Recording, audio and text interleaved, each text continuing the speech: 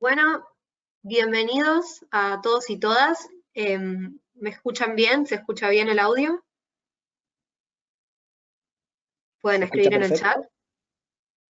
Genial. Bueno, antes que nada quería darles la bienvenida y agradecerles por participar de la primera jornada de este ciclo de seminarios web sobre participación, información y justicia ambiental, organizado por la Red Internacional de Promotores de ODS. También quería extender un agradecimiento a las organizaciones que hicieron posible este ciclo con su apoyo. Agenda Ambiental Global, Alianza por el Clima, Escazú Ahora, Asociación Sustentar y la Universidad de Rosario.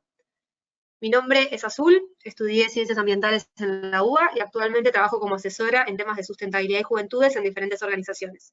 En 2019 fui seleccionada por el Instituto Nacional de la Juventud para representar a la Argentina en el capítulo de la Juventud del G20 y fui seleccionada también por IANGO para representar a la región junto a otros jóvenes en la COI 15 y la COP 25 del año pasado. Finalmente, desde el año pasado me encuentro liderando, junto a otros jóvenes de la región y Europa, el proyecto Sail for Climate Action y hoy voy a ser su presentadora. Nuestro primer orador es Carlos Rodrigo Mánquez.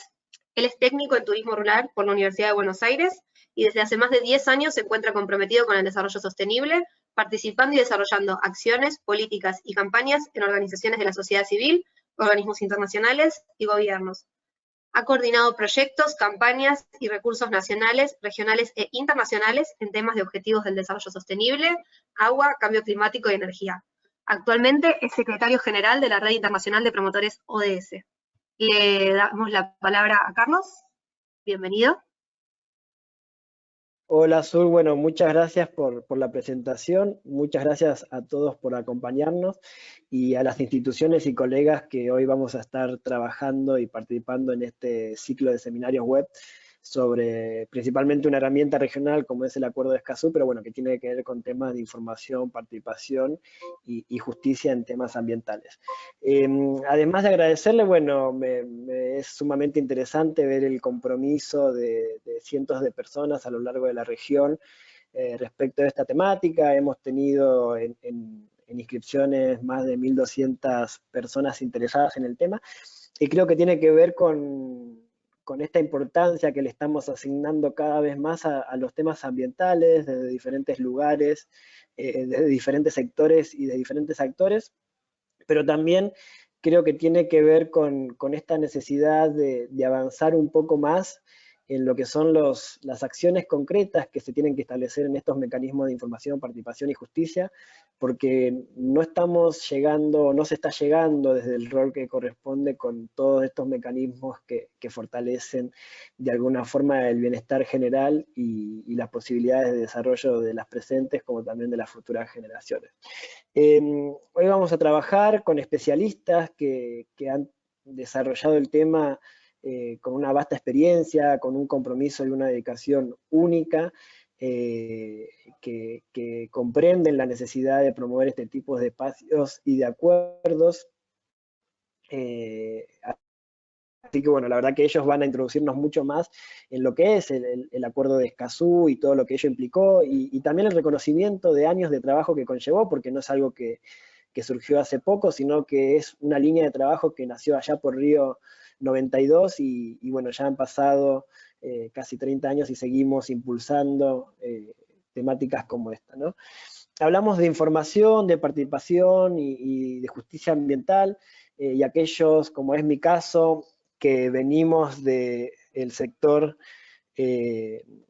ambiental, sabemos la importancia de esta temática. Muchas veces vimos vulnerados nuestros derechos de participar o de informarnos o de acceder a determinada información sobre políticas y acciones que desarrollan principalmente el Estado, que es el actor que nosotros vemos preponderante en estos procesos y que necesitamos aumentar sus compromisos y también demostrar que es una urgencia de la ciudadanía el participar e impulsar este tipo de cuestiones, ¿no? Entonces, bueno, quienes venimos del rubro ambiental, del espacio, de compromiso con estos temas, sabemos que hay un camino muy largo todavía por transitar para poder encontrar el mundo en un proceso donde el desarrollo sostenible sea una realidad, y es un poco lo que nosotros promulgamos desde la Red Internacional de Promotores ODS, queremos cumplir con la Agenda 2030 y naturalmente la Agenda 2030 se vincula con los objetivos de desarrollo sostenible, los temas de transparencia, de información, de acceso a la justicia, de la participación ciudadana, ¿no? De la planificación, con foco en la participación como temas, las cuestiones que vinculan a las ciudades, el compromiso con la protección de los océanos, de los recursos naturales, de la biodiversidad, los grupos minoritarios que viven en la región. La verdad que esta nueva agenda de desarrollo nosotros vemos representadas a través de los ODS, nos convoca mucho y nos incentiva a seguir trabajando estas temáticas que merecemos, que creemos que merecen una dedicación más exhaustiva, ¿no? Así que bueno, yo no mucho más que decir. Esto nos interesa mucho poder brindar herramientas para que todos podamos aportar a que entre en vigencia el acuerdo de Escazú. Faltan algunos pasos, ahora las personas que nos van a acompañar como panelistas, Andrea de Chile y Andrés de Argentina, nos van a informar sobre eso, cómo podemos también promover un compromiso en ese sentido. Y un comentario respecto de la situación de la región en particular, pero es algo que también ha sucedido en el mundo de alguna manera, es todo esto que nosotros trabajamos, acceso a la información pública, participación ciudadana en temas ambientales, se vincula, por un lado, con la defensa natural que debería de darse, con el respeto y con el cuidado de los defensores del ambiente. La región de América Latina tiene una alta tasa de personas que bueno, han perdido la vida por defender los recursos que son los recursos naturales, que son de todas y de todos, y eso es un índice muy preocupante, porque bueno, todos de alguna manera, y calculo que la mayoría de los que está acá participando tiene un compromiso muy fuerte en su territorio, en su localidad o en su país con estos temas, y que América Latina sea una de las regiones con la mayor cantidad de asesinatos de personas que defienden el ambiente es muy preocupante. Si no sabían esta situación, bueno, después les podemos compartir los índices, las publicaciones y los estudios que se han hecho, pero bueno, hay un montón de actividades más que atentan contra el trabajo diario que hacen muchas personas a lo largo de la región. Así que de alguna manera el Acuerdo de Escazú es una herramienta central para proteger a los defensores del ambiente que de alguna manera, insisto, creo que la mayoría de nosotros somos o podemos llegar a hacerlo, y eso nos pone en un lugar de vulnerabilidad grande, ¿no?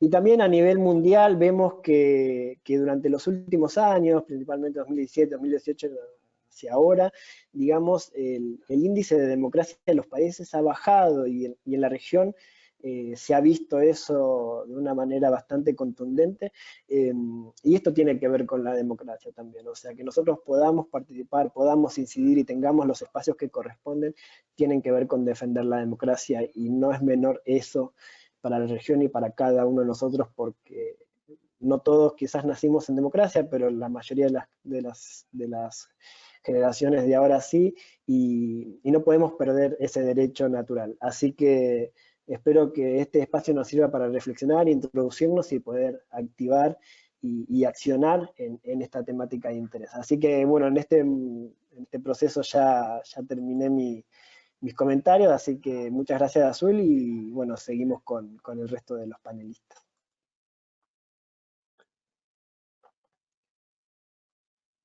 Muchas gracias, Carlos, por tus palabras. Me gustaría remarcar algo que dijiste, y es lo importante que es el interés en esta temática. Y esto se ve reflejado en la cantidad y la diversidad de asistentes a este webinar. Y es súper importante, ¿no?, que desde América Latina nos interese y nos capacitemos en esta temática, por sobre todo teniendo en cuenta que el acuerdo se encuentra abierto a la firma hasta septiembre de este año, y que en este sentido la participación ciudadana será clave para impulsar que los países que faltan firmen o ratifiquen el acuerdo. Ahora vamos a dar lugar a la segunda oradora de la jornada. Ella es Andrea Sanjuez Echeverría. Es profesional con más de 25 años de experiencia en iniciativas de fortalecimiento de la democracia en América Latina y el mundo en materia de participación ciudadana, acceso a la información pública y gobierno abierto. Desde el año 2014 es representante electa del público para el Convenio de Escazú sobre el acceso a la información pública, la participación y la justicia en asuntos ambientales. Fue investigadora a cargo de evaluar el primer, segundo y tercer plan de acción del Gobierno de Chile en el Open Government Partnership, que es la Alianza por el Gobierno Abierto. Colaboró con la Fundación Tribu Andrea para elaborar el primer plan de gobierno abierto local en el municipio de Renca, de Santiago de Chile. Le damos la bienvenida y la palabra a Andrea.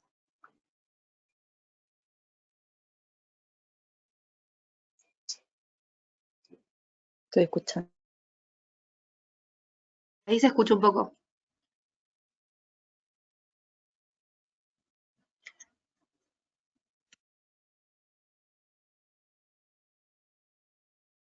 No mal. ¿Aló? Ahí se te escucha perfecto.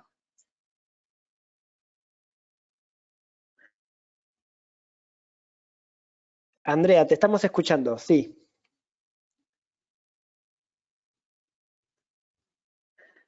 Están intentando. Andrea. ¿Aló? Sí, ¿nos escuchás? Sí, ya. Ahora me sí. Ahí está. Sí, ¿me escuchas? Ahí te ya. escuchamos. Listo, muchas gracias. Bueno, muchas gracias a Carlos y a Azul y a las instituciones que representan y a otras por organizar este webinar. Para nosotros con Andrés Napoli, que también participar, siempre es muy bueno estar con audiencias nuevas y poder presentar el convenio para que más y más personas lo conozcan y también, como decía Azul, para que presionemos para que entre luego en ratificación. Dicho eso, yo voy a hacer una primera presentación ahora de un poco de la cronología del convenio con algunos hitos fundamentales para que los tengan claros. Luego Andrés va a presentar los contenidos generales y luego yo voy a volver a presentar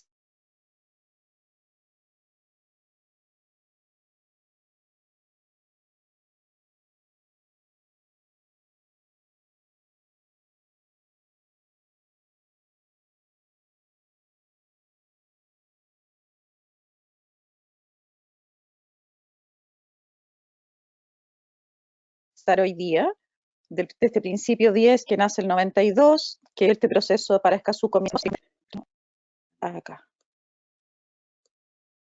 Ya. Entonces, todo el convenio de Escazú surge de un principio 10 que se acordó en la primera cumbre de la Tierra el año 92. Ahí ustedes pueden leer de qué se trata este principio 10.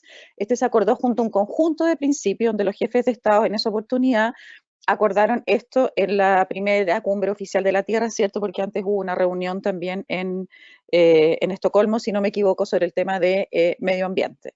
Entonces, este principio 10 habla que la mejor forma de tratar las cuestiones ambientales es con la participación de todos nosotros, de toda la ciudadanía. Y para eso se necesita que tengamos información, que existan instancias de participación y que podamos también acceder a los procedimientos judiciales y administrativos para lograr hacer valer nuestra opinión y en el caso en que no nos parezca una decisión que se ha tomado.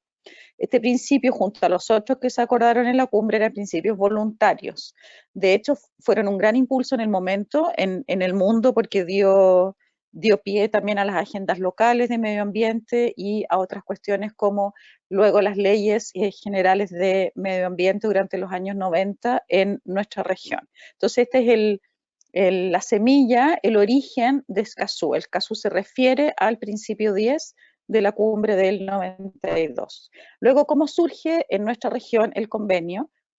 Junto con unas organizaciones de la sociedad civil que están organizadas en una red que se llama la Iniciativa de Acceso, que es una red global, el capítulo América Latina, por supuesto con el liderazgo de algunos gobiernos, porque sin gobiernos no hubiéramos logrado avanzar en esta línea, y específicamente el gobierno de Chile, para la cumbre de Río +20, hicimos todo un proceso para lograr empezar este proceso regional en América Latina y el Caribe sobre este principio 10.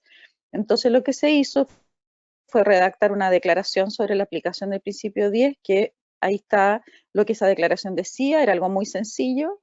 Decía que los derechos de acceso son importantes, decía que la región había avanzado, que también le faltaba mucho, que debía verse la posibilidad de iniciar un proceso regional y que esto debiera contar con la significativa participación de todos nosotros, y se le da a la CEPAL el mandato para ejercer como Secretaría Técnica. Y quienes iban firmando esta declaración se fueron sumando a este proceso. Y ustedes pueden ver al final de la lámina que 10 países firmaron esta declaración. Y así surge como la primera piedra, ¿cierto?, de todo el trabajo que continuaría sobre este convenio de Escazú.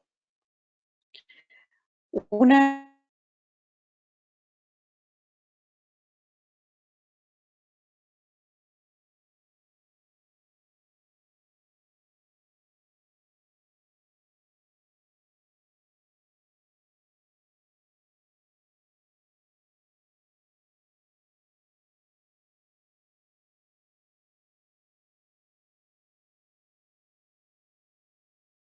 años, 2013, 12, 13 y 14. Ese mismo año, el 2012, se celebró la primera reunión de aquella a ser parte de ese empleado de mencionar, se la firmaba la Cancillería y la enviaba al Secretariado Técnico, es decir, a la CEPAL. Luego se acordaron un conjunto de documentos bases como la visión de Lima, un plan de trabajo, etcétera, donde todos estos documentos fueron la base, ¿cierto?, como dice su nombre, para luego elaborar el documento cero, que sería el documento para ya ser negociado. Y algo muy importante que ocurrió en materia de participación en estos 3 años fue acordar las modalidades de participación del público, y además se adoptó el concepto de público, entendiendo cualquier organización y cualquier persona pública, privada, organizaciones comunitarias que existen para ser el referente en este convenio y en este proceso de negociación. Y las modalidades, ¿cierto?, como ya hemos visto, o los que no saben, son modalidades bastante innovadoras, donde las personas de la sociedad civil, las organizaciones, podemos tomar la palabra en las sesiones en el orden que la vayamos pidiendo. No tenemos que hablar solo al final o solo presentar propuestas escritas. Tenemos la posibilidad, digamos, tenemos el derecho a tomar la palabra, y eso sin duda influyó mucho en lo que logramos incidir en los gobiernos. Y en segundo lugar, hubo elecciones de los representantes del público, hubo candidatos, se eligieron 2 representantes titulares y 4 representantes alternos. La CEPAL tiene lo que se llama el mecanismo público regional, que es una base de datos que desde ya no puse la lámina, pero desde ya los invito a inscribirse, porque ese es el universo del público, por ese mecanismo, es una ficha muy sencilla para que ustedes ingresen a esa base de datos. Entonces, esta base de datos fue el universo de electores que votaron en forma electrónica, y así hubo 2 representantes titulares, que son Daniel Andrade del Jamaica, yo por mi lado de Chile, y luego está Andrés Napoli de Argentina, Tomás Severino de México, Careta Crocs de Santa Lucía, también del Caribe, y Natalia Gómez de Colombia. Bueno, y esa fue la forma de canalizar y organizar nuestra incidencia en este proceso.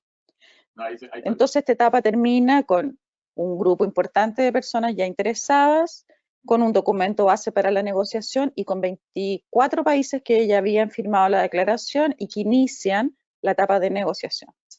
Ahí está quienes conforman el comité de negociación en ese entonces, que son todos. El comité se pasa a llamar países firmantes de la aclaración, se comienza a llamar comité de negociación.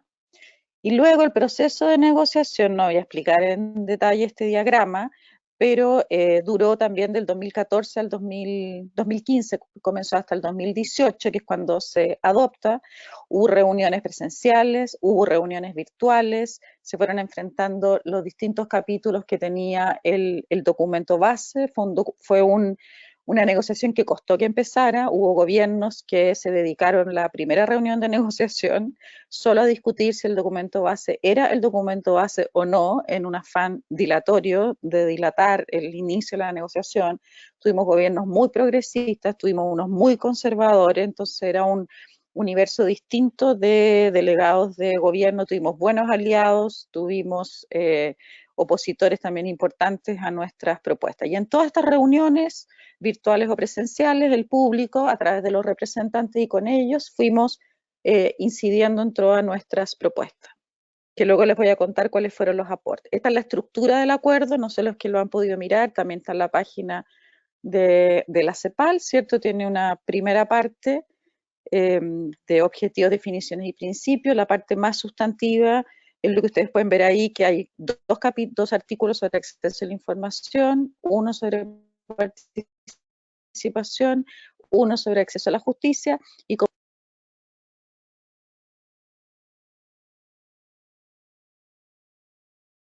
la existencia de este actor y de todos los problemas ser vinculante, es decir, que tiene que ir a los congresos para ser ratificado y luego para comenzar su implementación.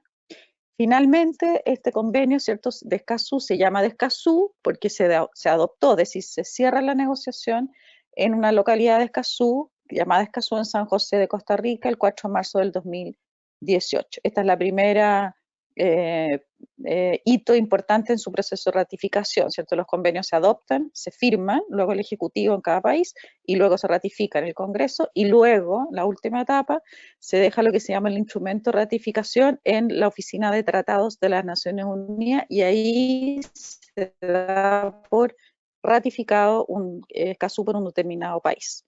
Ahí están los países que firmaron, de los 24 firmaron 16, el 4 de marzo, perdón, esa es la primera firma, el 4 de marzo se adoptó y luego se firmaron 14 países. Se establece un plazo para firmar de 2 años, también como destacaba Azul, pero ese plazo es se puede decir que es una formalidad, un país puede firmar en cualquier minuto, así es que los países que no han firmado, como el mío, podemos sin duda seguir presionando a pesar de que esa fecha se haya cumplido. Y luego, como dice el convenio, para que esto comience con su primera conferencia de las partes, ¿cierto? Porque es un tratado vinculante que tiene una conferencia, se necesitan 11 ratificaciones. Ahí tienen ustedes los países que a la fecha han ratificado, es decir, los países que han depositado el instrumento en la ONU. El próximo tiene que ser Ecuador, porque Ecuador, su Congreso ya ratificó, falta que deposite el instrumento de ratificación, y hoy día en el Congreso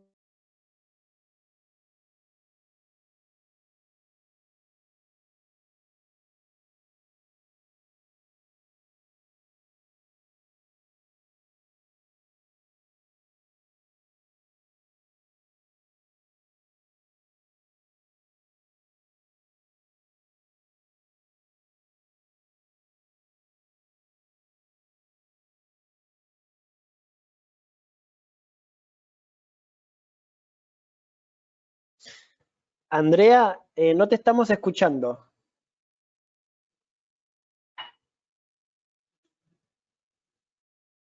Andrea.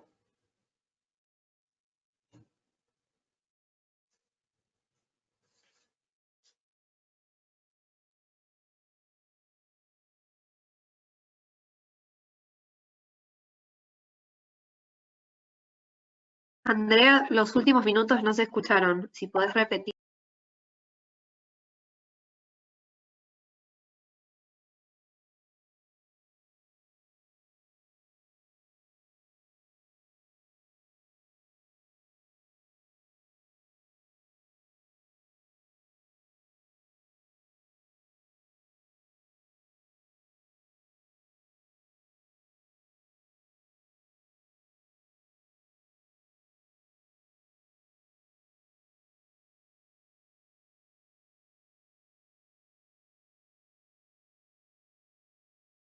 Bueno, disculpen por ese error técnico. Ahora vamos a pasar al siguiente orador y después podemos volver a las últimas diapositivas de la presentación de Andrea.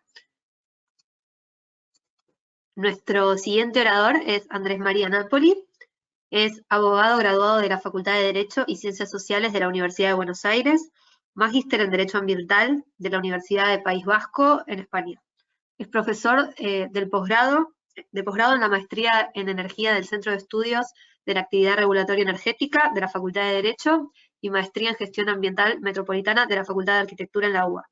También en la maestría de Economía Urbana de la Universidad de Torcuato Di Tella, maestría de Derecho Ambiental en la Universidad de Palermo y en la carrera de especialización en Derecho Ambiental y Tutela del Patrimonio Cultural y la carrera de especialización en Derecho de Daños en la Facultad de Derecho de la Universidad Nacional del Litoral.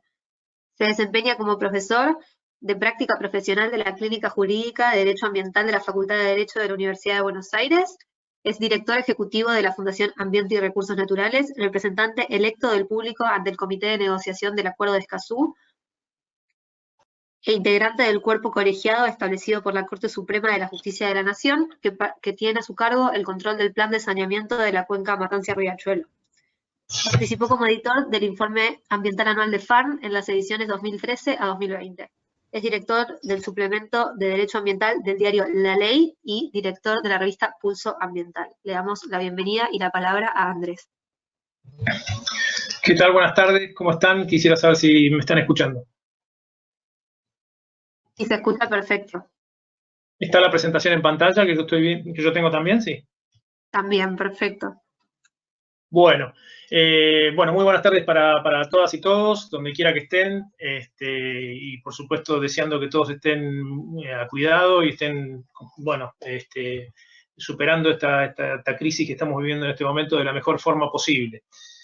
Voy a rápidamente hablar un poco de los contenidos del acuerdo, no de todos los contenidos. Estamos hablando de un acuerdo que llevó casi 8 años de negociación, que tiene un total de 26 artículos, pero me voy a detener seguramente en algunos que son centrales. No sin antes reconocer, por supuesto, la importancia de este acuerdo para nuestra región de América Latina. Es el primer acuerdo en materia ambiental que firma la región de América Latina y el Caribe. Y por supuesto, sin olvidarme de agradecerle a los organizadores esta iniciativa que es trascendente, porque este acuerdo necesita ser conocido, necesita ser, digamos, cada vez más expandido, fundamentalmente en todos los que trabajamos con los derechos de acceso a información, participación y justicia, y también con defensores, así que es muy bienvenido todo este tipo de actividades.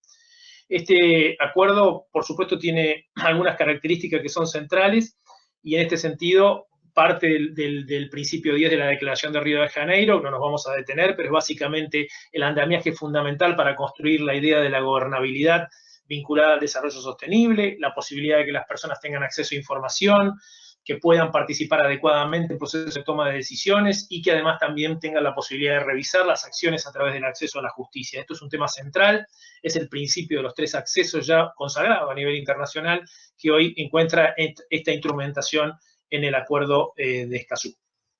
Bien, voy a tratar de pasar a la siguiente pantalla. Entonces allí tenemos los 10 países que comenzaron esta negociación, que explicaba Andrea perfectamente en Río+20, y la importancia de este acuerdo en una región compleja como América Latina y el Caribe, en donde existen diferencias de legislación entre los países, sin lugar a dudas, de todo tipo, ambiental, en términos de sustentabilidad, pero en términos de acceso, de los principios de los 3 accesos, es muy dispar la legislación que hay entre un país y el otro.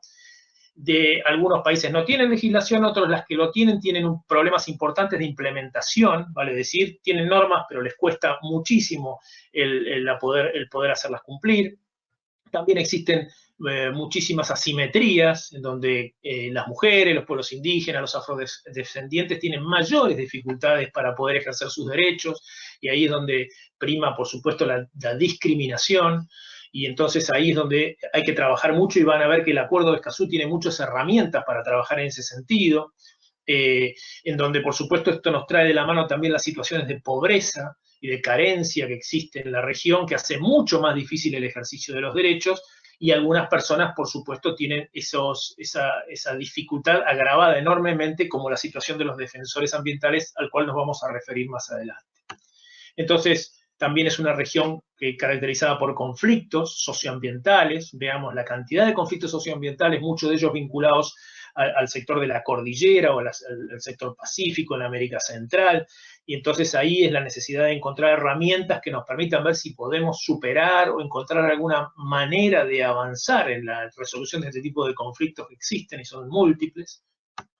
Y entonces el camino de Escazú, que se inicia en Río+20 en el año 2012, tiene después 4 reuniones preparatorias y 9 reuniones del comité de negociación, y se adopta el 4 de marzo del 2018. Es un camino largo, pero como explicó Andrea, no fue fácil de transitar, pero tenemos hoy un acuerdo que vamos a mirar cuáles son sus principales puntos.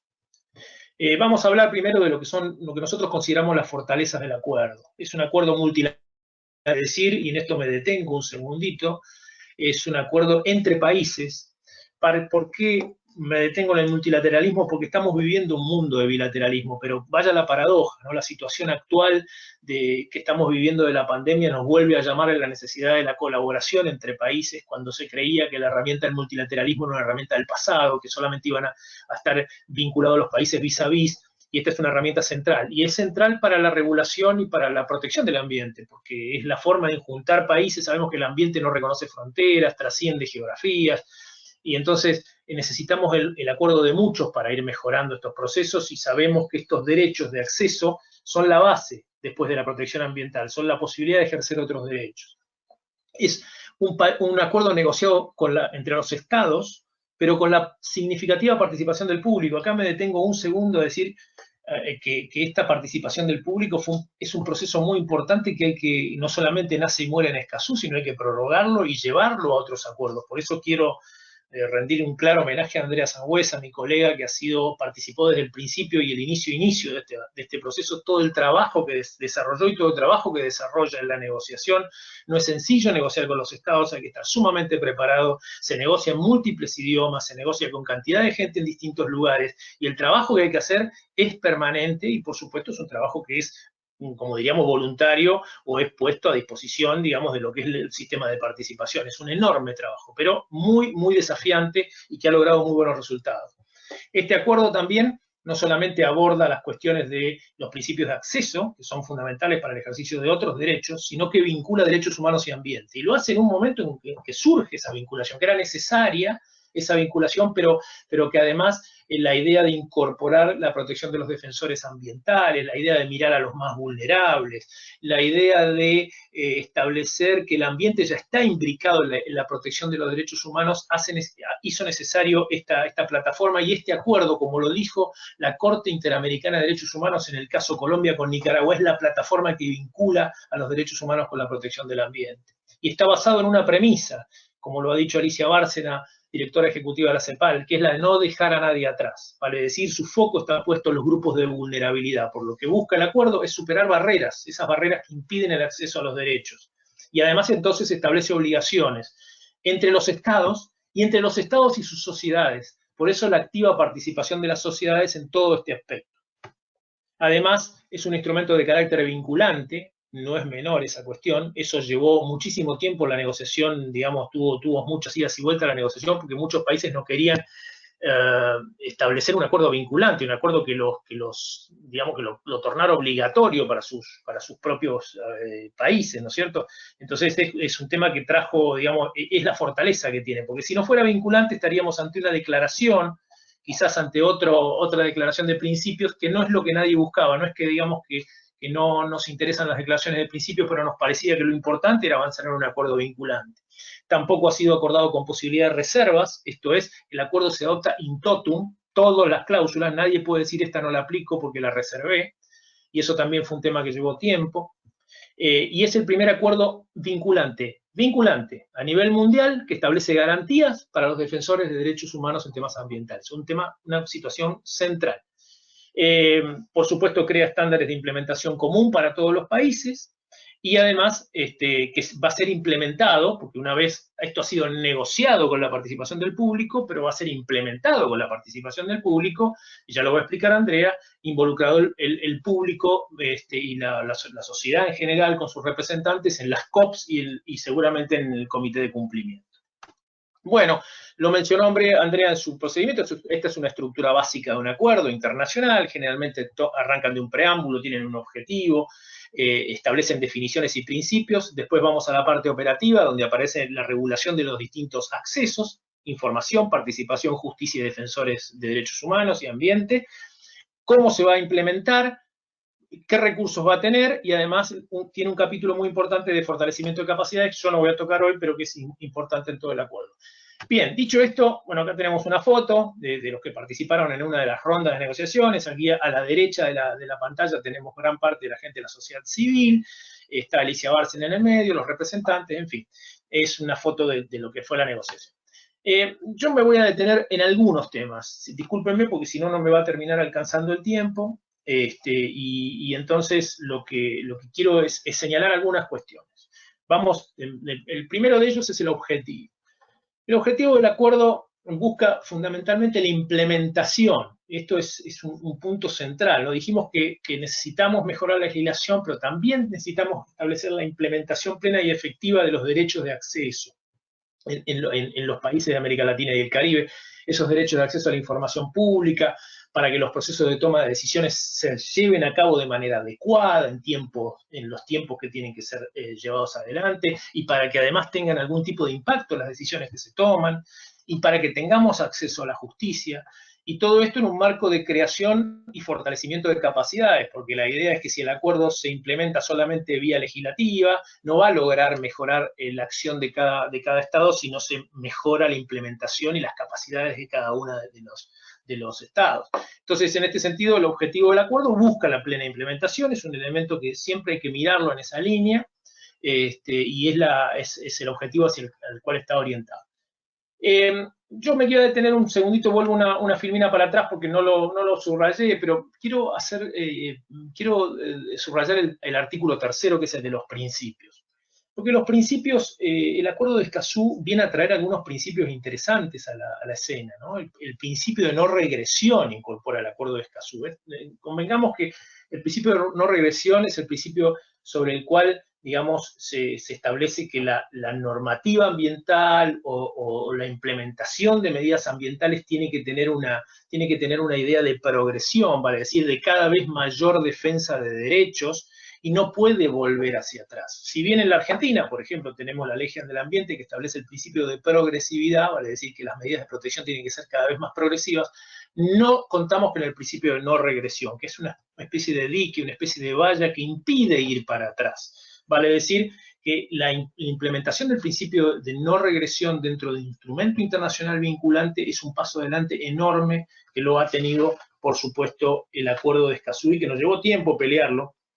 Por supuesto que tuviéramos querido implementar otros principios que no logramos, como por ejemplo el principio indubio pro natura, vale decir, en caso de duda siempre se deberá estar en favor de la naturaleza, que fue un principio que peleamos desde el público y junto con Estados aliados hasta el final, pero algunos países no lo aceptaron, y como la regla que se adopta para tomar una decisión es por el consenso, bueno, quedó en el tintero, pero eso no significa que quedó para siempre atrás, sino que vamos a seguir insistiendo para que en el futuro el acuerdo lo pueda adoptar. Entonces, estos son algunos temas que quería señalar. Voy a mencionar 3 o 4 cosas de acceso a la información, de participación y de justicia, porque me parecen los temas más destacados, no son los únicos. Yo siempre que analizamos estos temas, lo que digo es que cada uno debería hacer el ejercicio de analizar artículo por artículo para saber cuál es la realidad que tiene en su legislación, cuál es la realidad que tiene en su implementación, y utilizar el acuerdo también para progresar en esa legislación y en esa implementación. Por eso menciono algunos de ellos. En términos de acceso a la información pública, es una de las estructuras importantes del acuerdo a través del artículo 5º y 6º. Mencionamos, por supuesto, la obligación de las partes. Cuando el acuerdo se menciona a las partes, menciona a los estados fundamentalmente, y entonces las partes tienen la obligación de garantizar el acceso a información de acuerdo al principio de máxima publicidad. Esto es central porque el principio de máxima publicidad lo que nos plantea es un camino por donde conducirnos. Vale decir que el principio del acceso de la información pública es pública, es decir, es abierta y debe ser accesible a la población, y no deben primar las excepciones o aquellas cuestiones que surgen como cortapisas para evitar que la población sea informada. Entonces, el principio de máxima publicidad es central en la orientación del proceso de acceso a la información. Entonces, brinda el derecho de las personas a solicitar información sin mencionar un interés especial. Esto es central. Hay legislaciones que todavía sostienen la idea de mencionar intereses para solicitar información. El derecho de la persona de ser informada de manera rápida, de ser informado del derecho que tiene a impugnar o a recurrir la entrega de la información si esa información no la satisface o no está cumplida o no es abarcativa de lo que ha planteado. La posibilidad, por supuesto, de recurrir a la justicia ante ello. y en casos de denegación de la información, que es un trabajo, es un proceso que realmente siempre llama mucho la atención de cuáles son las cláusulas que impiden el acceso a la información, el acuerdo trabajó mucho, pero logró, en primer lugar, que se deniega la información de conformidad a la legislación nacional, ese es un principio básico, pero también en aquellos países que no exista legislación nacional, se establecen algunas excepciones, como por ejemplo, cuando hacer pública una información pueden poner en riesgo la vida o la seguridad o la salud de las personas, cuando hacer pública una información puede afectar negativamente, por supuesto, la seguridad o la defensa nacional, ese es un principio reconocido en casi todas las legislaciones, cuando puede afectar la protección del ambiente, incluyendo una especie amenazada o en peligro de extinción, o cuando genere un riesgo claro, probable y específico de daño y significativo a lo que es la normativa. Entonces, no vamos a ponernos a detallar estos temas, simplemente decir que el acuerdo tiene estas cláusulas que son como digamos, respaldo. En el caso de que no exista legislación, podemos mirar la legislación que está, la normativa que está en el acuerdo.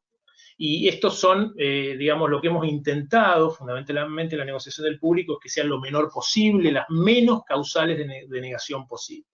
Y por supuesto los motivos de denegación deberán estar establecidos legalmente con anterioridad, y claramente definidos, tomando en cuenta lo que ha sido el famoso caso Claude Reyes del Sistema Interamericano de Justicia, que planteó específicamente eso, es decir, que no se podía clasificar la información y ni denegar la información sin estar basado en una norma anterior. Bueno, como el tiempo corre, voy a pasar por algunos temas, digamos, voy a pasar ya a las cuestiones de participación pública, donde el acuerdo establece una serie de estándares. Esos estándares es cómo debemos implementar la participación pública, esto es fundamentalmente los procesos previos a la toma de decisiones. Esa participación tiene que tener plazos razonables, tiene que asegurar que el público tenga que ser informado de manera comprensible y oportuna. Esa manera comprensible y oportuna nos dice que por supuesto, debe ser asequible a la persona poder entender de qué está pasando en ese proceso de participación, y además tiene que llegar en tiempo y forma, asegurando que pueda presentar observaciones y garantizando que sea informado de la decisión tomada. Son temas, en algunos países están planteados en la normativa, en otros no, y te presentan muchos problemas de implementación. También obliga a los estados a implementar una participación abierta e inclusiva, y eso en el 7.1, pero si lo miramos en la última línea, en el 7.10, vamos a ver en complemento cómo se establecen condiciones para que la participación se adecue a las características sociales, económicas, culturales, geográficas y de género. Esto significa que la participación no puede ser igual en todos lados. La participación tiene que ser adecuada a circunstancias determinadas y especiales. Por eso, si miramos si vamos a tener una participación abierta e inclusiva, lo tenemos que mirar sobre la base de estos parámetros. Y si lo planteamos en relación a lo que les decía al principio, la idea de apoyar a los sectores vulnerables, no dejar a nadie atrás, estos son los temas que hacen a eso, esos son los temas que implementan estas cuestiones. Por supuesto, si miramos el 7.4, vamos a ver que hay que asegurar que el público pueda participar de las instancias iniciales de los procesos. Esto va a dar mucha herramienta para poder solicitar a las autoridades involucrarnos en los procesos de toma de decisiones. Y en el 7.2, un poquito más arriba, garantizar mecanismos de participación, no solamente en procesos de habilitación de actividades, sino cuando se vayan a reexaminar esas evaluaciones de impacto ambiental, cuando se vayan a revisar o cuando se vayan a actualizar esos permisos de evaluación de impacto ambiental, volver a darse los procesos de participación ciudadana. Bien, voy a pasar un poco por encima de esto porque son temas que tienen que ver con algunas cuestiones más detalladas, pero voy a ir directamente a acceso a la justicia, que me parece el tercer elemento clave que tiene este acuerdo, y quizás el más complejo de entender, porque involucra un poder diferente, ¿no? Un poder distinto como es la justicia, pero la herramienta de acceder a la justicia es una herramienta central para poder controlar y para poder participar en procesos de toma de decisiones de manera continua.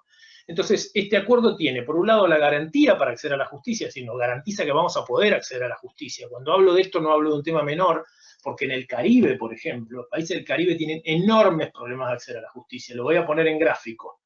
Por ejemplo, ellos se rigen por el sistema del common law, a diferencia de nuestros sistemas, digamos, más vinculados al código napoleónico de América Latina en general, en donde, por ejemplo, la primera instancia para recurrir, para acceder a la justicia está en una de las islas, la segunda en otra de las islas, y la tercera muchas veces se radica en Inglaterra. Entonces veamos la imposibilidad para acceder a la justicia que puede llegar a tener cualquier persona del Caribe.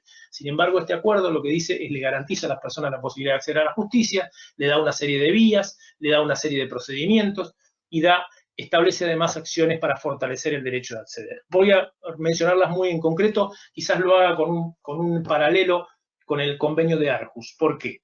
Porque la característica que tiene el acuerdo de Escazú para acceder a la justicia es la siguiente, y dice lo siguiente, dice que cada parte va a garantizar el derecho a acceder a la justicia. ¿Cuándo? ¿Cuándo? Vamos a los bullets. Ante cualquier decisión, acción o omisión relacionada con denegación de acceso a información pública. Una persona tiene un problema para acceder a información pública, puede recurrir a la justicia. Ante cualquier decisión o omisión relacionada con la participación pública, es decir, una persona no pudo participar, no se llevó adecuadamente el proceso de participación, puedo acceder a la justicia, pero vean este tercer punto que es la diferencia importantísima que la tiene con Aarhus. Cualquier otra decisión, acción o omisión que afecte o pueda afectar de manera adversa al medio ambiente o contravenir normas jurídicas relacionadas con el ambiente. Esto ya no significa que voy a poder recurrir a la justicia cuando no me dieron la información, cuando no pude participar en un proceso de toma de decisiones en una audiencia pública, sino cuando tenga una situación que me afecte, me vulnere el derecho a gozar de un ambiente sano. Y esa es la gran diferencia con Aarhus, porque Aarhus esto no lo tiene. Aarhus solamente garantiza el acceso a la justicia cuando tengo problemas de información o participación que están rodeados en el propio acuerdo, pero esto va mucho más allá. Esto es un paso enorme adelante. ¿Y por qué es enorme? Con esto les voy a plantear el por qué. Porque vean esta cuestión de instrumentalidad. Dice el artículo 8, se van a tener que crear órganos estatales competentes con acceso a conocimientos especializados en materia ambiental. Y este es un tema central. ¿Cuántos países de los nuestros tienen órganos estatales competentes con acceso a conocimientos especializados en materia ambiental? Bueno, pues si no lo tienen, habrá que crearlos, habrá que capacitar a las personas y habrá que implementar estos organismos. Pero además, en términos de procedimientos judiciales, ahí están enunciados todos los procedimientos que hacen a un amplio acceso a la justicia. Por ejemplo, procedimientos efectivos, sin costos prohibitivos, con legitimación activa amplia, la posibilidad de que cualquier persona pueda acceder a los tribunales, la posibilidad de interponer medidas cautelares para hacer cesar los daños, esta idea del principio preventivo, para facilitar la producción de la prueba, y además con especificidades ya, que a los abogados nos gusta mucho, pero bueno, no lo voy a detallar, con mecanismos de ejecución y cumplimiento también, porque el acceso a la justicia no se termina con una sentencia, sino que yo diría que empiezan con las sentencias, y además, en el último punto, en el G allí, mecanismos de reparación, y veamos lo que dice el acuerdo, tales como restitución al estado previo del daño, restauración, compensación, pago de sanciones económicas, satisfacción de garantías de no repetición, atención a personas afectadas e instrumentos financieros para apoyar la reparación. Vean el menú enorme de cuestiones que tenemos, que Argentina, que es un país que se ha especializado mucho por promover el acceso a la justicia, por brindar respuesta de tribunales, no tiene muchos de estos elementos. Así que hay que trabajar allí. Bien, dicho esto, ya me voy encaminando hacia lo último, que es la cuestión de la protección de los defensores de derechos humanos en asuntos ambientales. Y acá, si me permiten, en 3 minutos trato de terminar. Ya voy a verificar acá, llevo como 23 minutos o algo así, o 25, pero voy a tratar de ir lo más rápido posible. La protección de defensores de derechos humanos en asuntos ambientales es un tema central. ¿Por qué?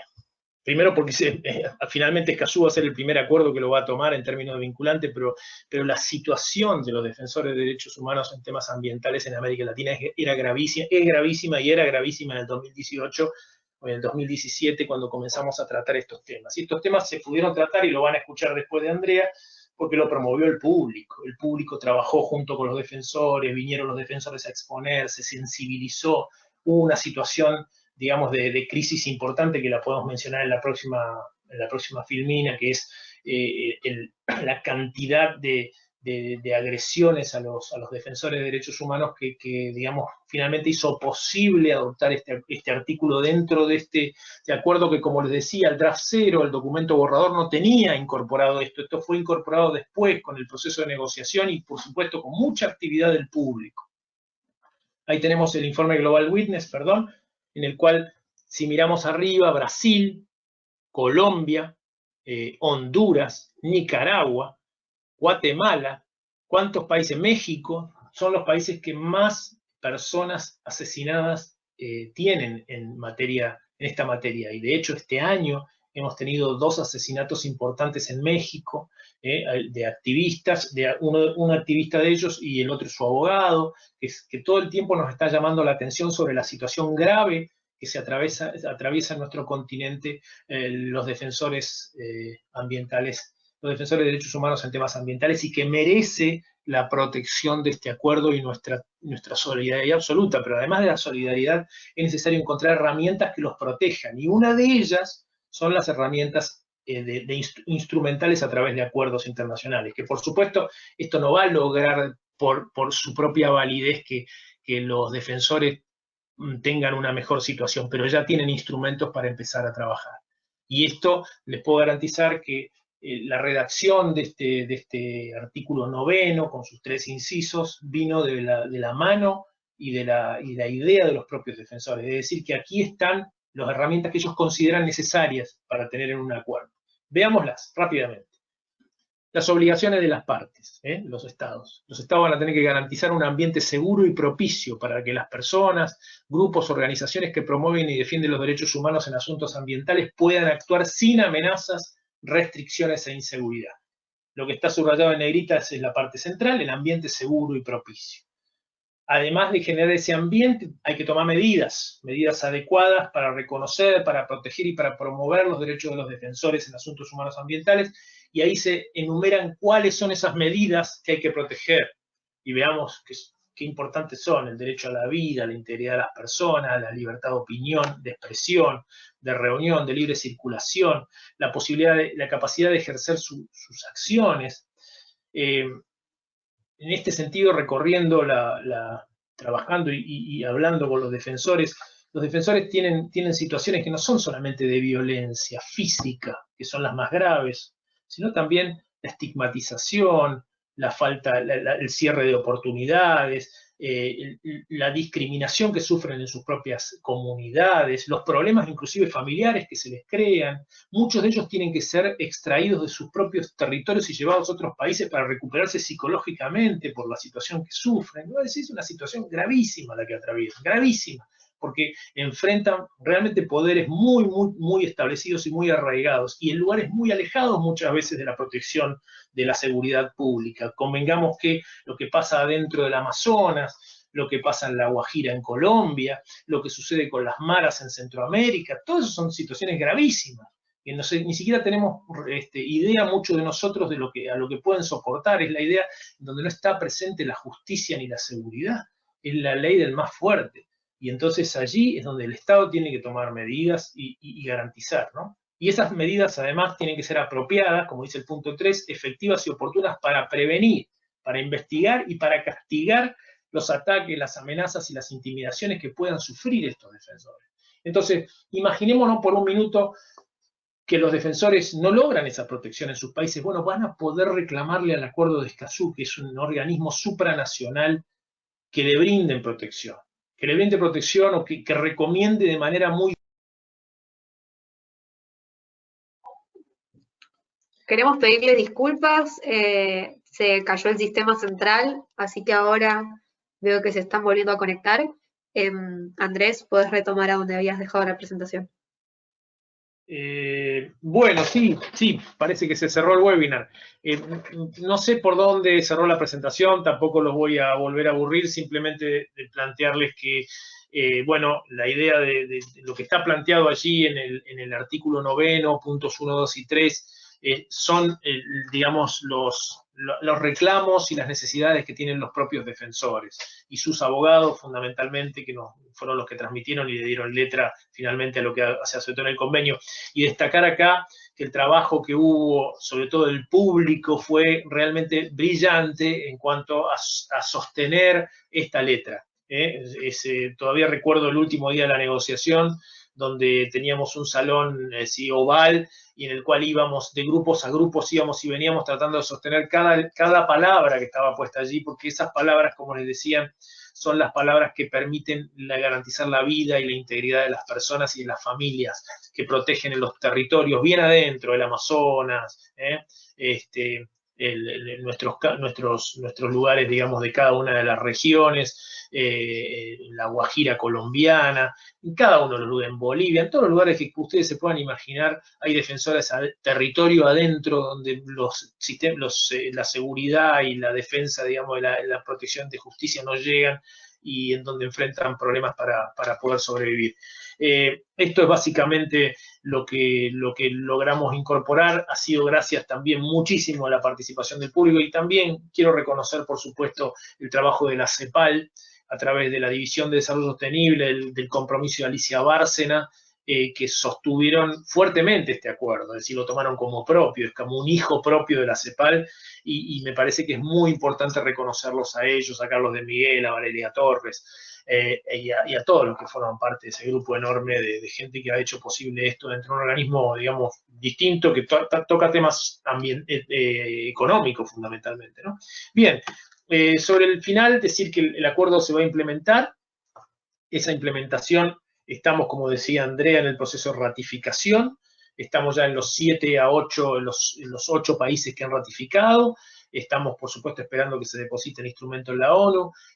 Todavía tenemos una gran expectativa que países como Argentina, países federales más grandes también como México, puedan llegar al acuerdo con ratificación, porque le va a dar otro volumen. Y va a surgir ahí la conferencia de las partes, que viene siendo prácticamente, para ser, digamos, directo, la asamblea del acuerdo, donde se toman las grandes decisiones. La secretaría continuará en manos de la CEPAL, y va a tener esto un comité de apoyo a la aplicación y el cumplimiento, vale decir, la COP será la asamblea, y el que instrumentará y el que planteará las medidas específicas va a ser el comité de cumplimiento. Tanto la COP como el comité de cumplimiento aspiramos, la COP ya está hecho en el acuerdo, que va a tener participación del público, pero el comité de cumplimiento también aspiramos a que lo tenga, y a que además podamos dirigirnos directamente al comité de cumplimiento. Es decir, no tengamos que dirigirnos al país con alguna denuncia, alguna queja, alguna demanda, para que el país la eleve después al comité de apoyo y aplicación y cumplimiento, sino que lo podemos hacer directamente. Esta es la mejor forma de poder hacer funcionar el acuerdo. Después, por supuesto, hay un conjunto de fortalecimiento de capacidades. No voy a hablar de eso porque es muy distinto y largo, pero saber que estamos en camino a la primera COP, que surgirá a partir de que un 10º país ratifique. Y estamos entonces en el escalón número 2, la ratificación y la adhesión del acuerdo, y para todos los que quieran sumarse a esto, incorporarse a la página de la CEPAL, simplemente buscando en Google Acuerdo de Escazú-CEPAL, allí directamente se van a poder inscribir. Está abierto a todo el mundo que quiera participar, y si todo el mundo que quiera participar es poder recibir información y también poder trabajar con el acuerdo, inclusive hasta al día de mañana ser representante del público en el acuerdo. Y en este sentido me parece que una palabra final sobre el tema, es decir, que siempre hemos reconocido que el público es un conjunto muy diverso en América Latina y el Caribe. Es decir, en Europa está bastante más sencillo, las ONG son el público. Aquí no, aquí el público es muy diverso. Aquí el público son los defensores, son las asambleas, son los colectivos diversos, son las ONG, son grupos de personas. Es una variedad infinita, y hemos querido que esa variedad infinita sea absolutamente respetada de esa manera, pero que, por supuesto, esa representación hay que hacerla valer participando en el acuerdo. Así que espero que muchos de ustedes puedan estar en este acuerdo trabajando permanentemente para contribuir y para fortalecer todo el trabajo que hacen a diario. Muchas gracias. Muchas gracias, Andrés, por tu exposición. Quería recordarles a todos que pueden hacer preguntas en el chat y que los oradores las van a responder al final de la presentación. A su vez, también quería hacer un pequeño comentario antes de pasar a Andrea nuevamente. A mí, en particular, lo que me entusiasma de Escazú es el artículo 9, ya que, como mencionaste, Andrés, América Latina ocupa el primer lugar en todos los niveles de riesgo para los defensores ambientales. Y fue en este sentido que en la última COP, aunque sea desde mi perspectiva, el acuerdo estuvo bastante presente, aunque sea entre la juventud que estaba en la COP, hasta el punto que yo estuve trabajando con un grupo de jóvenes de la región y estuvimos trabajando en un texto para presentar, pero a su vez decidimos hacer una acción pidiendo por Escazú ahora, y el foco en particular era los asesinatos de las y los defensores del ambiente en nuestra región. Así que bueno, nada, quería hacer como ese comentario. Ahora pasamos nuevamente a Andrea. Andrea, te quería pedir si podrías repetir, por favor, los últimos minutos de tu presentación anterior, que hubieron problemas con el audio, y luego podés realizar la segunda presentación, que se va a focalizar en los aportes del público al contenido de Escazú. Te doy la palabra, Andrea.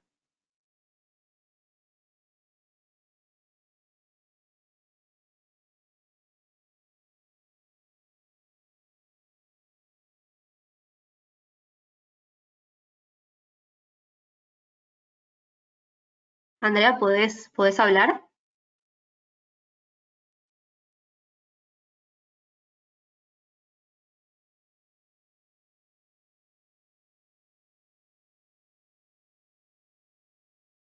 Creo que Andrea no está conectada. Le acabo de mandar para que haga... Ahí sí. Ahí está. ¿Me Ay, perdón, escuchan? Andrea. Ahora sí, ahora te escuchamos. Perfecto. Perdón que ha sido un poco accidentada mi parte. Bueno, entonces me piden que haga la última parte. Allá voy, de la primera. No sé bien, o sea, no sé desde cuándo no me escucharon.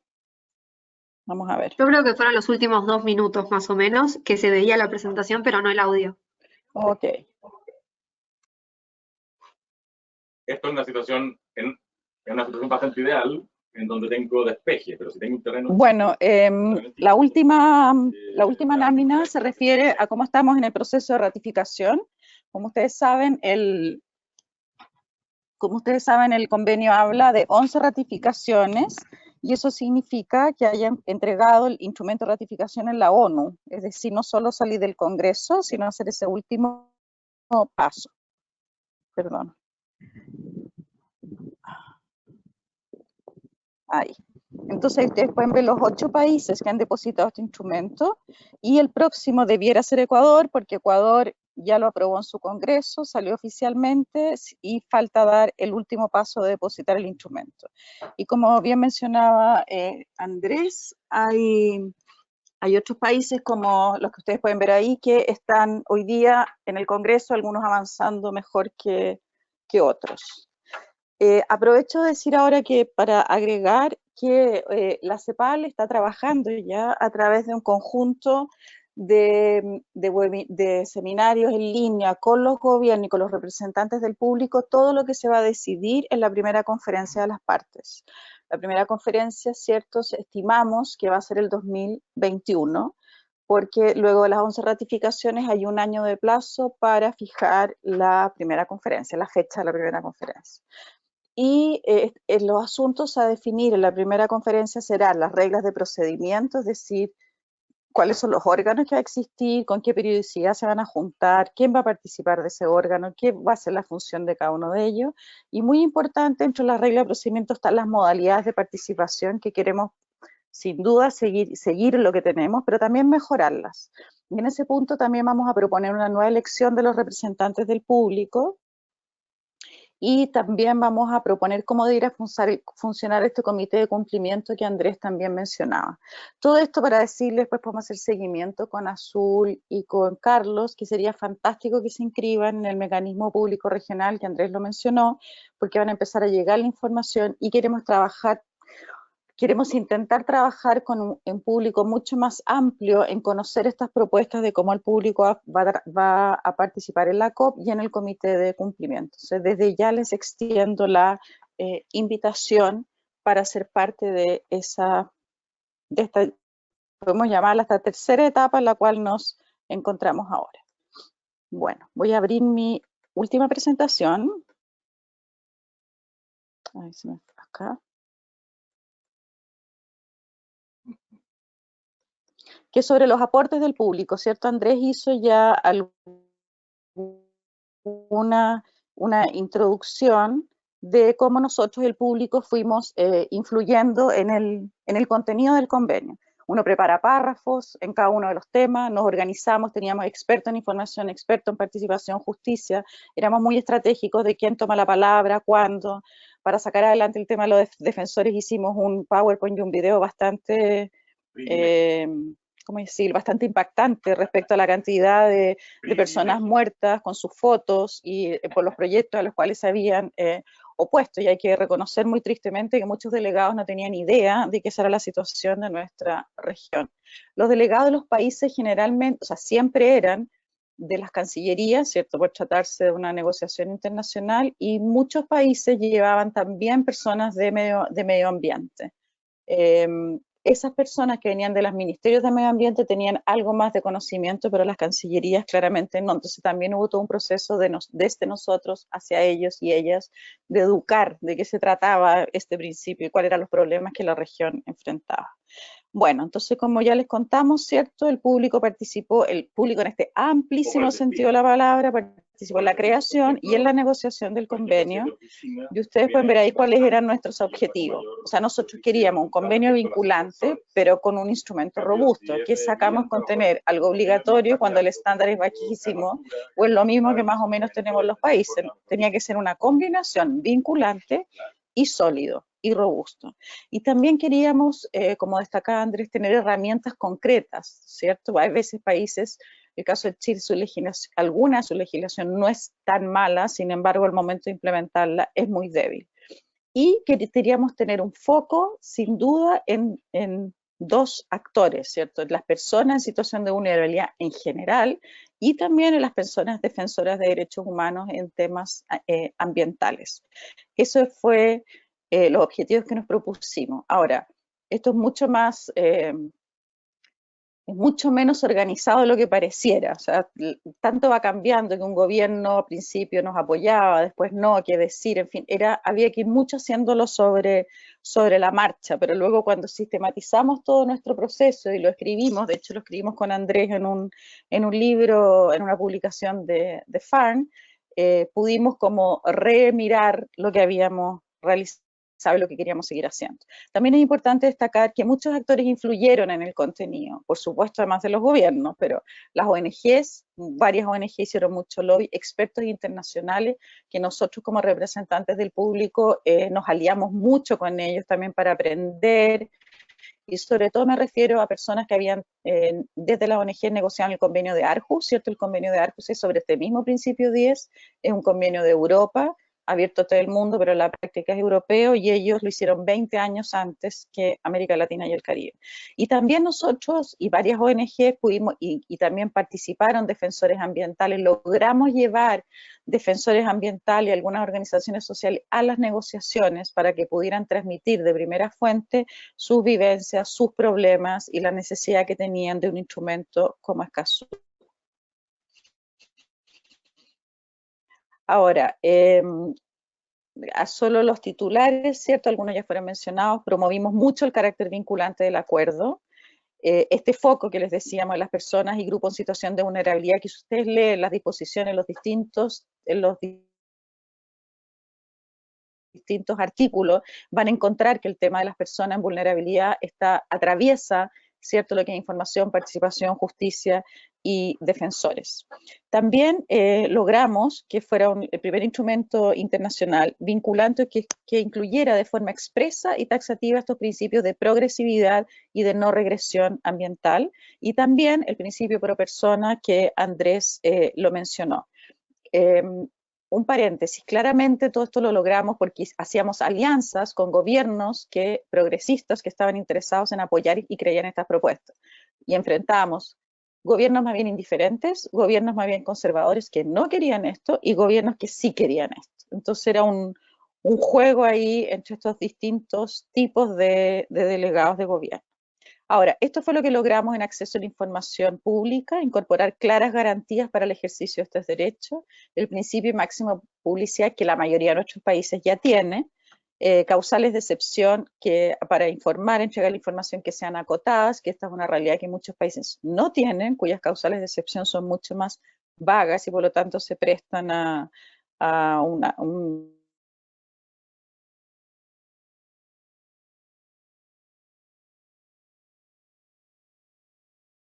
número importante de abusos. Luego la obligación también de los países de que cuenten con sistemas de información, que en la región son pocos los países que tienen hoy día este registro, hacer informes nacionales sobre el estado del medio ambiente, y también la obligación de divulgar información en casos de amenaza inminente a la salud pública o al ambiente. De hecho, este artículo 6.5 hoy día está es muy oportuno, es muy vigente. ¿Por qué? Porque hay muchos países, entre ellos el mío, Chile, que no está entregando la información en forma clara y oportuna respecto al coronavirus, ¿cierto? Entonces, de estar escaso implementándose, este es un artículo que pudiéramos llevar el día de mañana al Comité de Cumplimiento de Escazú, porque hay, me imagino que en varios países, por lo que he leído, problemas sobre la entrega de información, la claridad de esta, etcétera. Y también tratar de intentar ampliar los límites de los sujetos obligados a brindar información. Por ejemplo, toda la información que hoy día está en manos de privados cuya actividad tiene impactos ambientales. Si ustedes van al artículo, el artículo no es tan potente como deberá, pero sí promoverá, impulsará, porque no logramos un verbo más fuerte respecto a este artículo 6.9 y 6.12. Por supuesto, además está decir que hay varias cosas que no conseguimos también. En participación pública, logramos poner que el derecho a que participar es un derecho y que por lo tanto debe garantizarse. Algunos gobiernos querían hablar de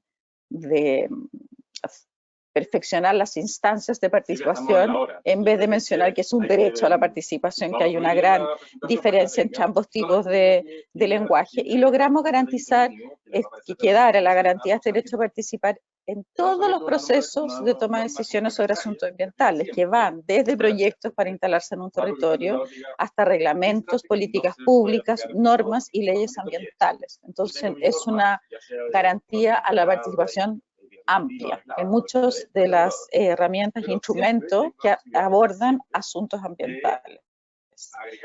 Lo mismo que la participación ciudadana vaya adquiriendo un carácter más integral y que por lo tanto pueda presentarse no solo al inicio, sino también durante el proceso y, como bien destacaba Andrés, en las reexaminaciones de distintos estudios de impacto ambiental, por ejemplo.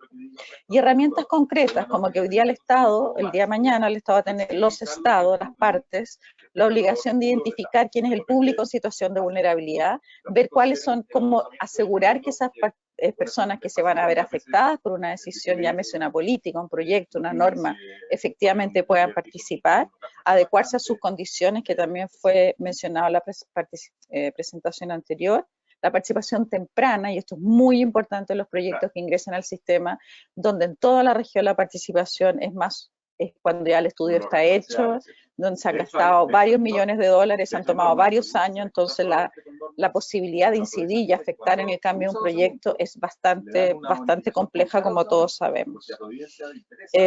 Hoy día no existen países que establezcan una especificidad para tratar a los más vulnerables en las instancias de participación.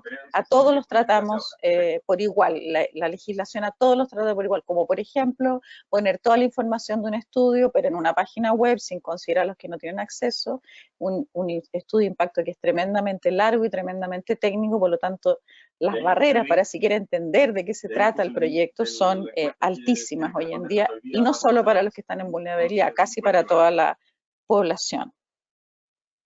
Y en acceso a la justicia, que también Andrés lo explicó muy bien, ¿cierto? Pero hay un criterio amplio de acceso a la justicia, esta posibilidad de acceder a instancias judiciales y administrativas, no solo respecto a los derechos de acceso, sino también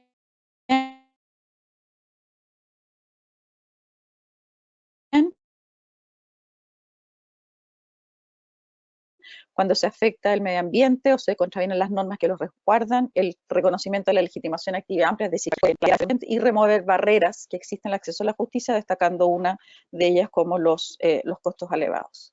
Luego, en materia de defensores ambientales, como bien se decía, esto no se incorporó en el texto original, fue una propuesta que salió de nosotros, del público, con apoyo de varios gobiernos, y aquí destacar la participación, el apoyo que nos dio el gobierno de Costa Rica para llevar adelante este texto y poder finalmente incluirlo en el acuerdo, y aquí contar una anécdota sustantiva, que cuando hicimos este video bastante dramático mostrando caras de personas con nombre y apellido, creó un ambiente que luego era políticamente incorrecto no apoyar los defensores ambientales, que obviamente hay un deber ético de hacerlo, pero quiero decir que se creó un ambiente que claramente que claramente había que apoyar este lenguaje, y fue una vez que logramos eso, estos párrafos pasaron casi sin cambiar un punto o una coma. Hay párrafos donde podían haber 3 horas de discusión de si era promover o asegurar o de acuerdo a la legislación nacional, etcétera. Bueno, termino ahí dando este breve resumen. Muchas gracias por escucharnos tanto rato, y me encantaría luego, bueno, viene otro ciclo, ahora otro que yo me imagino que Azul y Carlos van a explicar, pero para que sigamos en contacto con este tremendo público que lograron reunir. Gracias.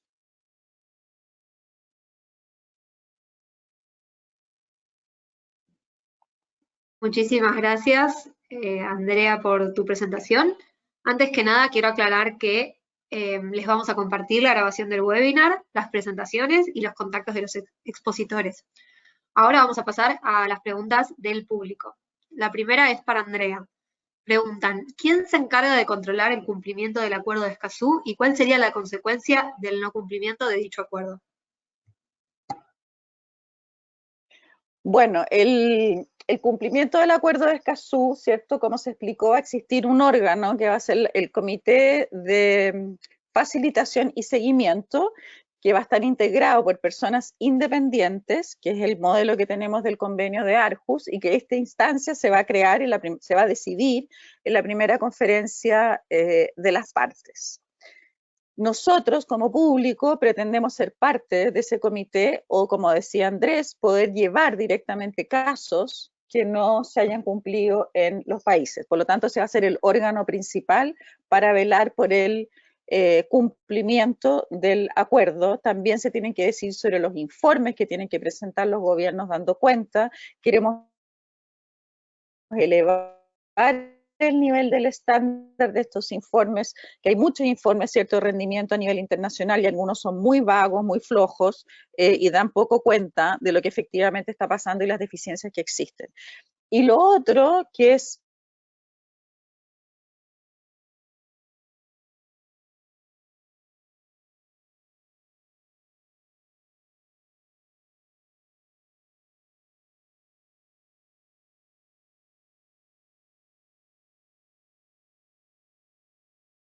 de dar a conocer que esto existe y luego poder implementarlo y empujar para que las personas lo conozcan y puedan, a través de contactos, sobrinos, etcétera, ver cuáles son los compromisos que un determinado tiene en las materias. Aquí no vamos a tener una instancia contenciosa que no va a ser contencioso, sí va a tener este comité que tiene la facultad de llamar la atención a un gobierno que no está haciendo algo, que lo está haciendo mal o que no lo está haciendo del todo siguiendo el modelo de Aarhus. No va a ser una instancia tan rápida y tan ágil como quisiéramos, pero también queremos promover que exista un sistema de alerta temprana, por ejemplo, específicamente o con especial énfasis para casos de defensores ambientales. Buenísimo, muchísimas gracias. Ahora para Andrés Napoli, sobre la UFIMA, que es la Unidad Fiscal para la Investigación de Delitos contra el Medio Ambiente en Argentina, preguntan, ¿la UFIMA cumple con el requisito del órgano competente que establece el acuerdo para el acceso a la justicia? Es una buena pregunta, porque, bueno, es verdad, hay que ir creando este tipo de organismos. Entonces hay como un debate que hay que ir saldando. Por un lado tenemos aquellos que plantean que se necesita un fuero especializado en temas ambientales. De hecho, en algunos países de América Latina existen. Otros plantean que se necesita una fiscalía especializada para los temas ambientales, y algunos plantean que se necesitaría un tribunal específico, quizás en un fuero determinado, en civil, por ejemplo, que exista un tribunal de ese fuero que asuma los casos ambientales. Bueno, la UFIMA, la Unidad Fiscal de Medio Ambiente, creada en la Argentina, Es una unidad que tiene por función investigar la comisión de delitos vinculados a los temas ambientales, pero no es una fiscalía en el sentido estricto. ¿Por qué? Porque no tiene competencia directa para obrar. Lo que puede hacer es hacer lo que se llama la primera etapa del trabajo de una fiscalía, que es la instrucción, juntar ni siquiera la instrucción, es juntar toda la información previa, y una vez que realizó y juntó toda la información previa, deriva a la unidad correspondiente todo el trabajo que realizó. Y entonces esto muchas veces lo que hace, en vez de facilitar el funcionamiento de esa fiscalía, lo que hace es complica, porque muchas fiscalías finalmente se involucran con lo que con lo que tienen en sus manos en el momento de investigar.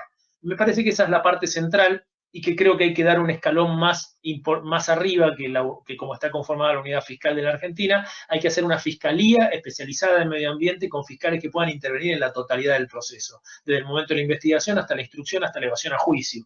Y ahí sí tendremos un proceso abierto de ese tipo, al estilo Brasil. Creo que Brasil tenemos mucho para mirar del modelo brasilero. Tiene una ley especializada y tiene un grupo de fiscales que son más de 200, uno de los cuales hoy, de esos fiscales, integra la Corte Suprema de Justicia de la Nación.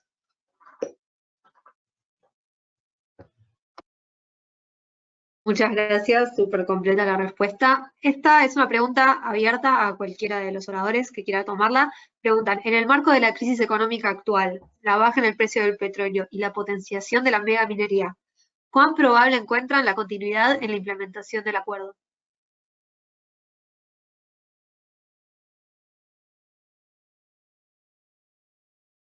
Adelante, Andrea. Perdón, no escuché bien la pregunta, ¿se me la puede repetir? Sí, dicen, en el marco de la crisis económica actual, la baja del precio del petróleo y la potenciación de la megaminería, ¿cuán probable encuentran la continuidad en la implementación del acuerdo? No nos cabe duda que la implementación del acuerdo va a ser tremendamente desafiante. De hecho, ya lo hemos visto en varios de los procesos de ratificación en los congresos nacionales, que han aparecido actores que se oponen a la ratificación de Escazú, precisamente porque Escazú significa más derechos para las personas, más obligaciones para el Estado, y también en ese sentido un cambio en las reglas del juego para el sector privado en general. Y eso ya son desafíos. Con los elementos que usted que menciona, quien hace la pregunta, efectivamente esos desafíos van a aumentar. Pero bueno, no queda otra que empujar, seguir el camino adelante, y de nuevo, aunque parezca majadero y puede parecer un poco ingenuo también, pero no es así, es que tenemos que desde la ciudadanía conocer esto y luego empujarlo hasta que ese comité de cumplimiento y de implementación juegue su rol, haga su tarea, y nosotros ser lo más posible una suerte de guardianes o de garantes de que esto avance. Y lo digo que no es ingenuo, porque muchas veces a lo largo de este camino pensamos que no íbamos a lograr algo interesante y que mejore lo que hoy día tenemos.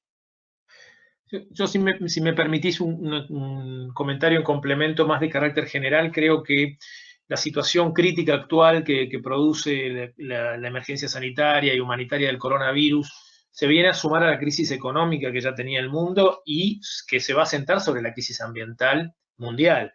Entonces, esto no es novedoso. Es decir, la crisis del coronavirus no va a hacer desaparecer los problemas, lo que va a hacer quizás es retrasar algunos, pero al mismo tiempo va a brindar una serie de oportunidades. Yo creo que esa serie de oportunidades van a llevar a que los cambios que se estaban produciendo a nivel mundial, en la oleada fundamentalmente del reclamo climático, de una transición energética, van a ser más acelerados. Y es ahí en donde instrumentos como Escazú le van a dar un realce a estos procesos, porque vamos a tener instrumentos para reclamar. Entonces me parece que, lejos de deprimirnos por la situación que tenemos, creo que tenemos que reafirmar nuestra convicción en que los cambios van a ser cada vez más rápidos.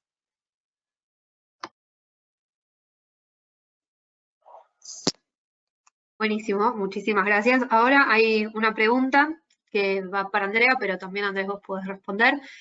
Preguntan cuáles son los argumentos de los países que no han incorporado el acuerdo, y quizás esté bueno que que nos comentes más sobre la situación de tu país, sobre Chile, porque sé que Carolina Schmidt hace poco, recientemente, hizo algunos comentarios vía Twitter en relación a por qué Chile no firmó todavía el acuerdo de Escazú. Sí, claro.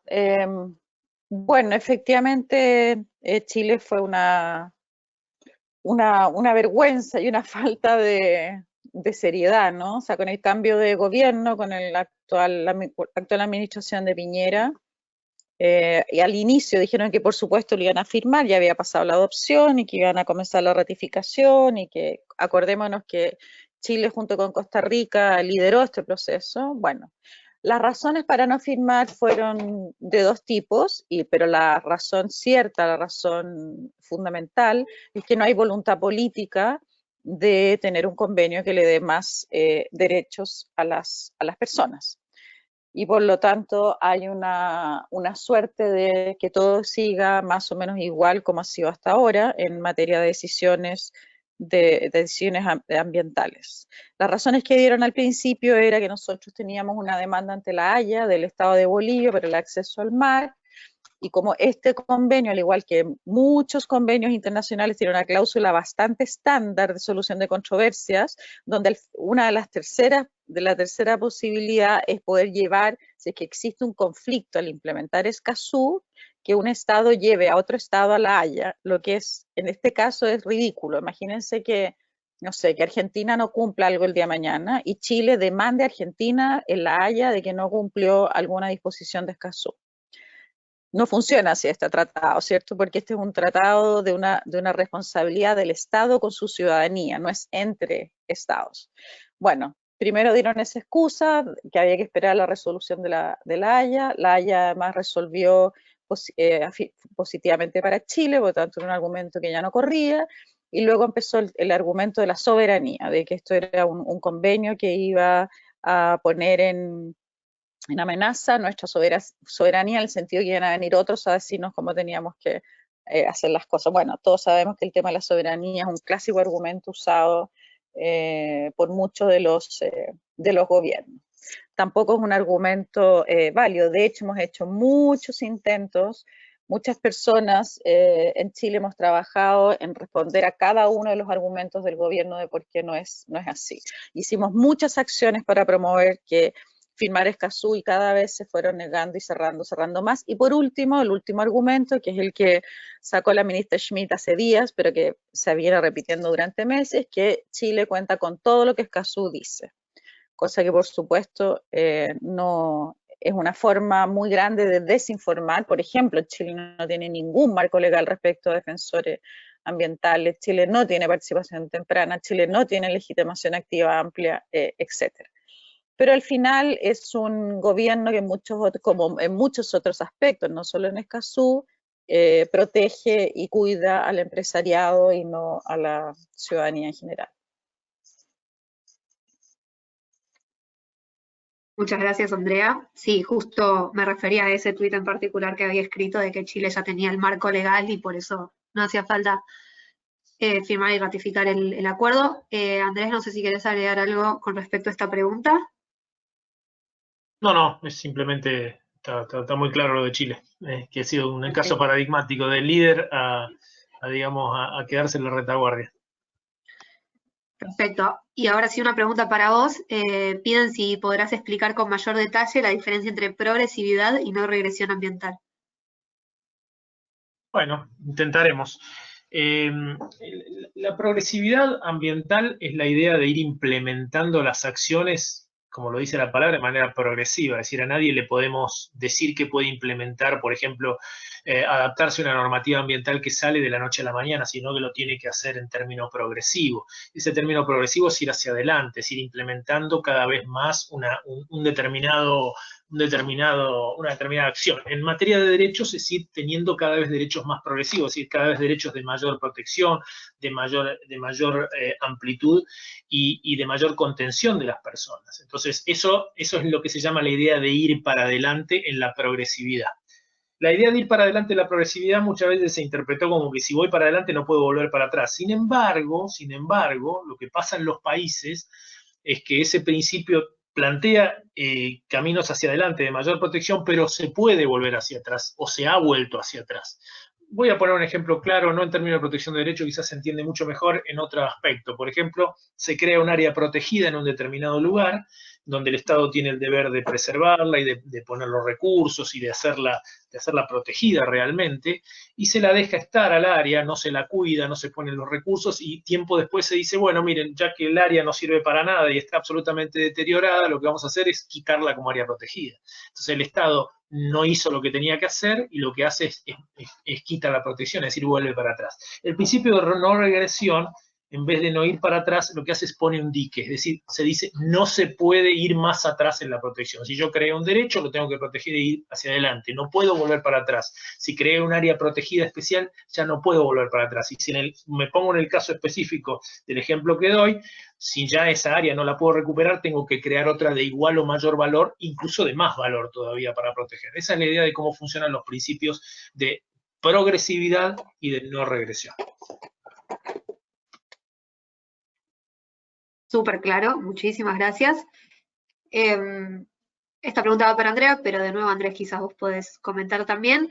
Preguntan, ¿cómo puede un ciudadano o ciudadana promover y participar en el marco del Acuerdo de Escazú? Bueno, en primer lugar, hoy día esa persona debería inscribirse en esta base de datos que tiene la CEPAL, ¿cierto? Que se llama Mecanismo Público Regional y que se hace ingresando a la página de la CEPAL, y quizás después les podemos mandar el link para que sea más fácil y sería fantástico que ustedes además lo promuevan. Hago un paréntesis acá que se me olvidó decir antes. Cuánta gente se iba inscribiendo al mecanismo público regional, la CEPAL lo iba informando en cada reunión de negociación y antes. Y esta sensación de que se iba creando entre los gobiernos, que de más y más gente sabía que esto existía y que esta negociación se estaba dando, nos sirvió mucho también para crear esta sensación de que estaban siendo observados, estaban siendo mirados, no estaban negociando, y de hecho no estaban negociando puertas cerradas. Entonces también, aparte de estar informados, tiene un valor estratégico el que más y más estemos en ese mecanismo para decir, bueno, ahora que va a empezar la conferencia de las partes, que se van a acordar la modalidad de participación, tantas más personas se han inscrito. Eso, y también va a formar una red no muy amplia, con algunos socios más activos que otros, como todas las redes, pero quizás también ahí pudiéramos contarles quiénes son con quienes trabajamos a nivel de los países, que la mayoría es una organización, a veces son 2 o 3, que están como un anillo, podemos llamarlo así, un grupo muy cercano a Escazú.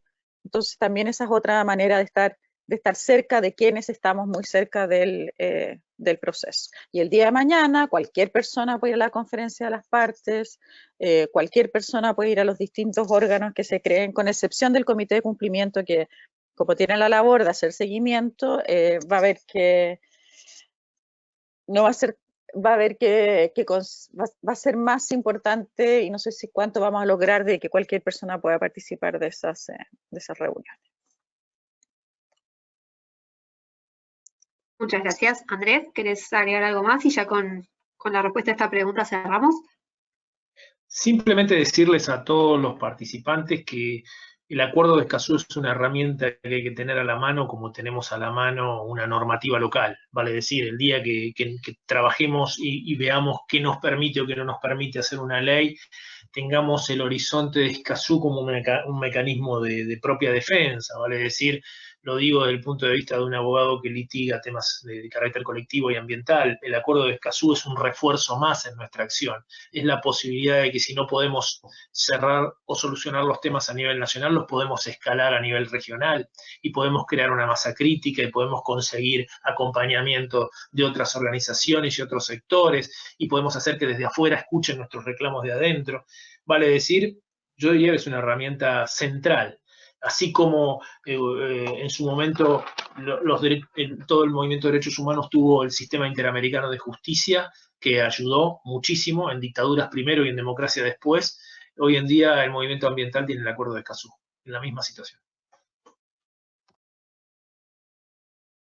Muchas gracias, Andrés, coincido completamente. Ahora, para cerrar, le voy a volver a pasar la palabra a Carlos. Carlos, ¿estás ahí? Gracias, Dazur. Sí, muchas gracias, Andrés y Andrea, por acompañarnos. Nosotros desde la Red Internacional de Promotores ODS hemos asumido de alguna forma un compromiso fuerte con esta herramienta, con esta estrategia, con el acuerdo, porque creemos que es fundamental poder dar un acompañamiento a estas temáticas que nos permiten la conquista de nuevos derechos, que brindan obligaciones y responsabilidades para que bueno, podamos desarrollar un mecanismo de participación activo y de forma protegida, ¿no? Me parece que lo que comentaba Andrés y que habíamos visto de, ¿no?, las complejidades que se encuentra una persona, un defensor de los derechos humanos vinculado a temas ambientales en la región, bueno, es algo preocupante. Y la idea es que nosotros podamos tener un rol mucho más activo en estos mecanismos, porque, qué sé yo, hay situaciones tan complejas y hay un grado de incertidumbre tan fuerte hacia el futuro que nos va a plantear la temática del cambio climático o el crecimiento de las urbes, ¿no? O la expansión del sistema agrícola ganadero, que la verdad que tener herramientas como estas son fundamentales. Nuestro compromiso es ese, es seguir participando de esto, promover que se termine de hacer una realidad, una acción efectiva, el acuerdo de Escazú. Y desde ahí, bueno, también ponernos a disposición, como comentaba Andrea, de esas redes y organizaciones que vienen impulsando y trabajando hace años la temática. Nosotros somos un movimiento nuevo, pero sin duda alguna hay un compromiso muy fuerte y creo que la participación el día de hoy lo ha demostrado respecto de la temática. Así que si hay personas, instituciones aquí presentes, que seguramente las hay, de otros organismos, asociaciones, fundaciones, grupos, movimientos, bueno, esto es una herramienta efectiva, esto es una herramienta interesante que tenemos que hacer la carne y promocionarla, difundirla y sensibilizar sobre esto, que bueno, es nuestro aporte como red de promotores, porque esa es nuestra función, pero también sin duda pasar a la acción, que es un poco lo que nosotros buscamos. Creo que está dicho el compromiso, también está dicha la necesidad y la urgencia de impulsar esto y que los estados realmente noten que es una necesidad que se ratifique y se ponga en funciones. Me parece interesante también la participación de la CEPAL, porque nosotros trabajamos mucho tema de ODS y vemos el gran compromiso que tiene la Comisión Económica para América Latina y el Caribe, y que haya un organismo vinculado a esto me parece que es fundamental. Así que bueno, anotémonos, sigamos esto de cerca, informémonos, que es fundamental para la toma de decisiones y para aumentar el compromiso y las ambiciones respecto de estas temáticas. Muchas gracias a los expositores, muchas gracias a Azul por la moderación. Y gracias a todos los asistentes también.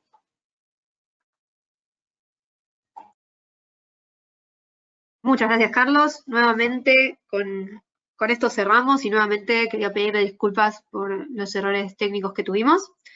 Esperemos que no se vuelvan a repetir la semana que viene. Le quiero agradecer nuevamente a la Red Internacional de Promotores de ODS y particularmente a Carlos por invitarme y por organizar este ciclo, a los oradores por sus presentaciones y su disposición a responder todas las preguntas, y finalmente a todos ustedes por su participación en este webinar y por su interés en este tema que, como ya vimos durante estas casi 2 horas, es súper importante y particularmente desde la sociedad civil. Quiero recordarles también que la semana que viene realizaremos otra jornada en esta temática, a la misma hora, también por GoToWebinar, así que las y los esperamos nuevamente. Muchas gracias a todos.